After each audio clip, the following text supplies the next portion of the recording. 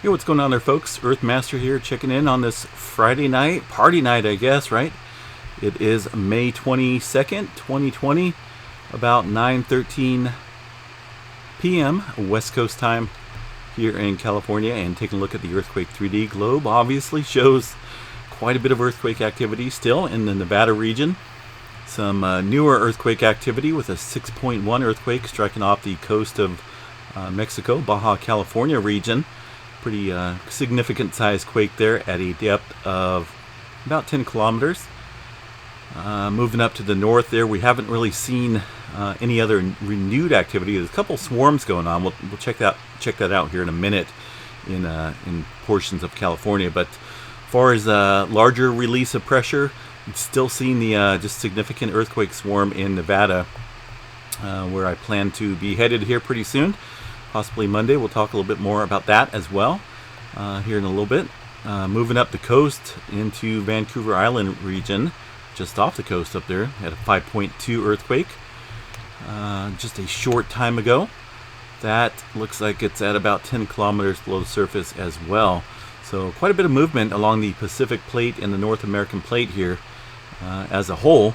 But not a whole lot of release there in the Southern California portions. Talking about the San Andreas fault system there, still pretty locked and loaded. We'll check out the swarming activity here in just a little bit on the Calaveras fault system. Over here towards the west, towards Japan and the western part of the Pacific Ring of Fire. Shows quite a few fives and some fours being clustered out here around the Indonesia Islands area, as well as down into...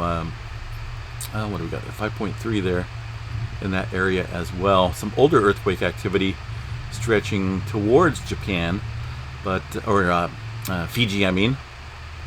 But all that activity right there, just about ready to drop off the earthquake 3D globe here with the red rings. So activity there near Papua New Guinea. Quite a bit of cluster of fours in there, upper fours in this region. Something brewing. But nothing major over here. Like I say, most of the larger quakes been over here along the western or eastern part of the Pacific. Let's go ahead and check Mediterranean Sea region out here. Kind of seeing some aftershock activity following that 5.7, 5.8 earthquake sequence there a couple days ago. A 5.2 of all places out here in South America. Specific location looks like the Democratic Republic of Congo at a depth of about 10 kilometers there as well. Interesting activity out there. I've seen it before, just not too often does it happen out there. And so let's go ahead and talk about the activity there along the Calaveras fault section. Let's see if I can bring that up here real quick.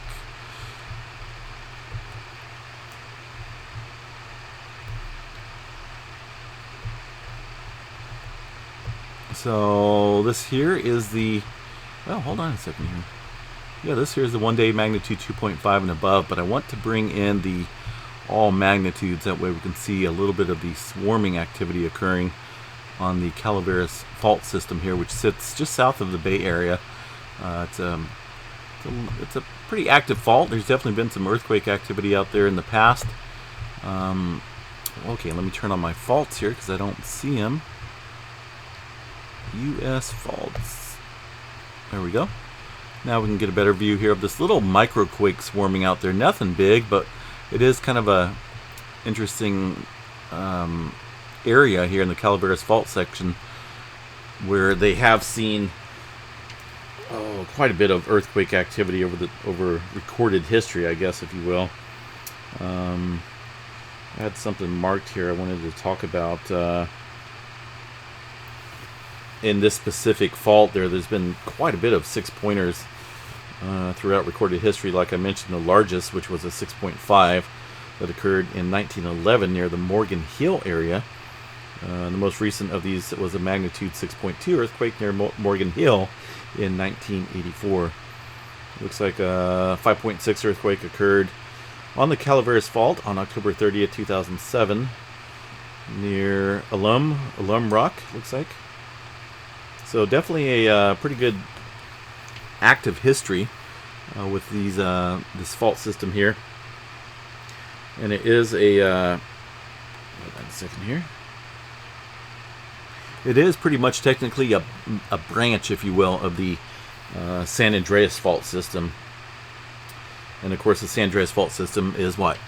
The major plate boundary between the North American and the Pacific plate, which sits well over here to the west, considerable distance. Not too far. What are we looking at? 20 miles or so, 30 miles?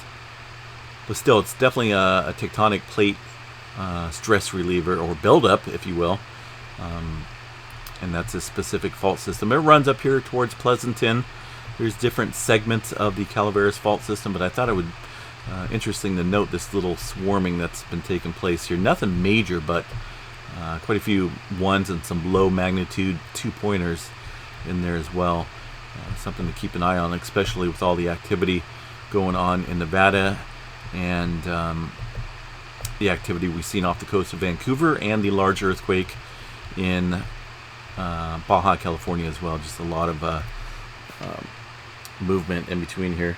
No major movement is what I'm trying to say in between these points north and south. Here's a little bit of activity there on the creeping section of the San Andreas Fault. Not unusual to see earthquake activity there.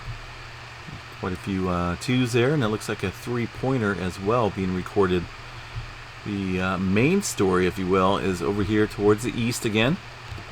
Looking down south real quick there towards the Ridgecrest area. Pretty average amount of aftershocks there. A most recent quake here near Mammoth Lakes being recorded at 2.3. But activity continues to stay relatively moderate in magnitudes here, or multitudes of earthquakes, I should say, in this specific region of Nevada near Mina and Tonopah, Nevada. Looking at 348 earthquakes just today. And, quite a few of these are somewhat minor to moderate quakes. I'll go ahead and bring the magnitudes here to a different level so we can see some of the larger aftershocks. Like I said, quite a few 2s in there, some 3s. And even a couple 4s there within that 24-hour period there. If you watched my update videos last night there, I talked a little bit about heading out there to Nevada here pretty soon. Looks like possibly Monday. Heading out there to this area in Nevada to investigate what the heck is going on out here, get some aerial shots and talk to some folks out there. Maybe some locals can give me some insight onto how it's been feeling for them out there as far as the earthquake activity goes. Maybe if they've basically just get some conversation going on out there, pending they're they're talkative. A lot of people out there don't want to be bugged, but I'll see what I can do. I do appreciate the donations that the folks have provided to me for the channel. It helps out. Like I mentioned, probably take me about $200 in gas to get out there and back. Not a big deal, but the donations that came in last night and today are definitely appreciated. I will continue to take donations for the channel to make this trip out there Monday. So any little bit helps, folks. If you want to donate $1, $2, $3, $10, $20, for the folks that donated more, I do appreciate it. Even just $1, I appreciate those folks that do that as well. Because like I said, everything adds up, and I will do my best to get out there and do quite a bit of investigating, take lots of video, and go live, pending there is service out there. I'm sure there is, because Tonopah is a pretty, not a large city, but it's a populated area out there, and it sits roughly about, what are we looking at, 15 miles or so to the southeast of the earthquake activity. I'm going to try, somebody mentioned about a road over here that shoots over here to the east into these hills where the larger of the aftershocks and the main shock struck there, within the past week or so. I'm going to try and see what I can find out there. I'm hoping to maybe be able to feel some earthquakes while I'm out there. And like I said, I will be going live. Right there on Highway What is that? Is that Highway 95 or is that Highway? Let's see here. Highway 395. Okay, yeah, I knew it was 95. I'd seen the 3 there. It kind of threw me off. But you know, a lot of earthquakes just right around that area, specifically right around Highway 95, including that 3.4 that just struck here within the last hour. So activity has not died down. I'm going to try and get out there while the activity is ongoing. I'm hoping that I'll be able to feel, you know, some larger quakes if they happen out there, and document it onto how it feels out there. So, and like I said, I'm gonna bring my drone and get some aerial videos as well, and take a look at the rock structure and see what I can find. So anyway, look forward to that in the near future. Monday, the latest. Monday's looking like the day I will be heading out there. Like I say, a couple more donations coming in would be highly appreciated. And like I say, we put this, any donations I receive on the channel go directly into a project for the channel itself, whether it's going out here to Nevada or storm chasing. You know, I'm definitely not out here buying new shoes or buying a new wooden floor for the house. You know, that it doesn't, I don't do that. It goes directly back into the channel for the viewer, for the viewers themselves. So just know that I'm making that point. So other than that, folks, we will be out there shortly, and look forward to the live video or any other videos I'm posting. Make sure you click the subscribe button to the channel, and also that little notification bell so you can get notified when I go live and whenever I post updates to the channel. I'm pretty excited. I want to go out there and see what I can find. Hopefully I don't get picked up by aliens out there, but you never know. Anyway, I think I pretty much covered it. Keep it short here, and we'll get back to the Earthquake Live 3D stream, and I hope everyone has a good night. And once again, thanks for the donations that were coming in there. We'll chat you guys a little bit later. Peace.